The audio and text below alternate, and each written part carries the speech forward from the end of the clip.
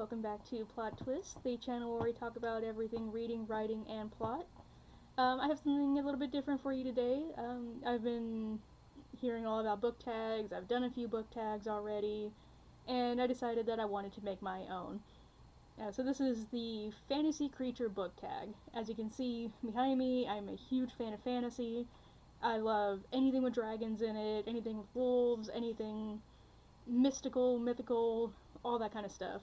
So I thought it would be appropriate if I made my own video, or made my own book tag, featuring those subjects. So I'm going to go ahead and go through the questions, give you my answers, and then we'll just see how this goes. Alright, so the first question I have for you is, what is your favorite fantasy creature from any book or series? I would have to say mine is probably the dragon. I love dragons. I don't really have a particular dragon from any particular series that I like. I mostly like just dragons. Number 2, which franchise/series do you think has the most creative fantasy creatures? So I picked this one because I couldn't think of any. And I wanted a few difficult questions in there. I thought it would be fun to have. So that being said, though, there are a few books that I have enjoyed that have lots of fantasy creatures in them. But if I had to pick a favorite, I think it would be the Cloud Road series, or the Books of the Raxora. The first one, the Cloud Roads, I have mentioned this in a different video. And this is written by Martha Wells. She's a very famous sci-fi author. I'm sure many of you have heard of her. And these Raxora are probably my favorite creatures. They're humanoid, so that might be cheating a little bit, but I can cheat in my own book tag.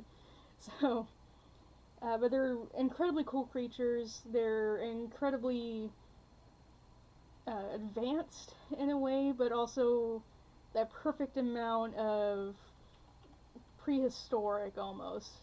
So we get this amazing culture, this amazing society and living system and behaviors, and we also get cool flight battles and just interesting things that they can do. Number 3, if you could create your own fantasy creature, what would it be and what could it do? So this was another kind of a tough one for me.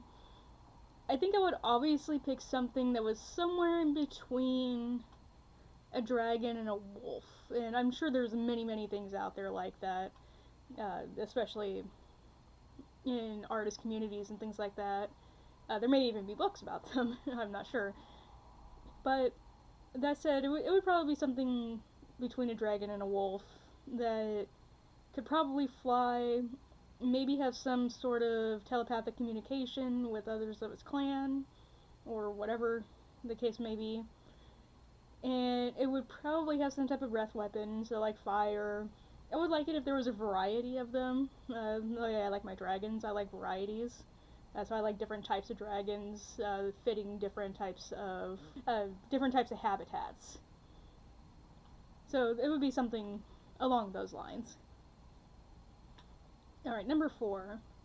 Do you like it when books explain a made-up creature's biology/behavior? Why or why not? So I picked this one because it's actually one of my favorite things. I love when there's a fantasy creature and maybe one of the characters or the whole plot hinges on this creature's abilities and its behavior and things like that. And actually a book that I'm currently in the middle of, Blood of an Exile, does a wonderful job of that. It talks about all the different types of dragons, what they do, and not only that, but it also talks about what they do for their habitats around them. So I'm not completely done with it, obviously, and I will do a review of this once I am finished. But they do talk about how one species of dragon had been removed from an area and that had caused a species of snail to rise up because the predators that eat the snails or the dragons that ate the snails are no longer there, so they're population control, and unfortunately they're poisoning water systems, so rivers and things like that, which is making a town sick. But nobody knows that because they're dragons and they just want to kill them all. So it's a really wonderful story so far, and I'm really excited to see where it goes.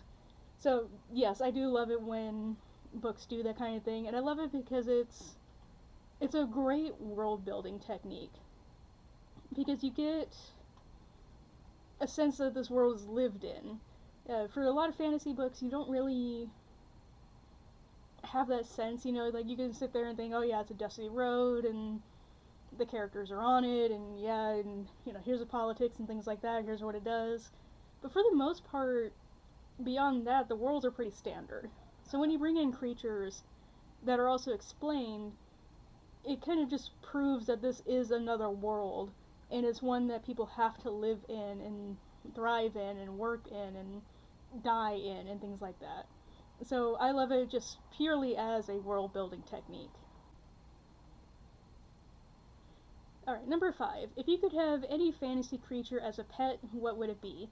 This includes canon pets such as Clifford the Big Red Dog or Hedwig from Harry Potter, things like that. And I picked this question because, for the most part, every time there is like an animal companion in a book, I want that companion. Specifically, if not that specific one, then I want one like it.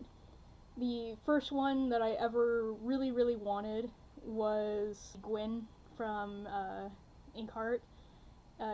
Gwyn was Dustfinger's little companion. It was a little pine marten with horns on his head. And it didn't really do much, but it was kind of a little jerk, and it would bite people, and it just liked to sleep and not really do anything. But it would also be helpful in a lot of situations. Dustfinger could entice it to go into certain areas for him, things like that. And Gwyn was very much an entity of his own.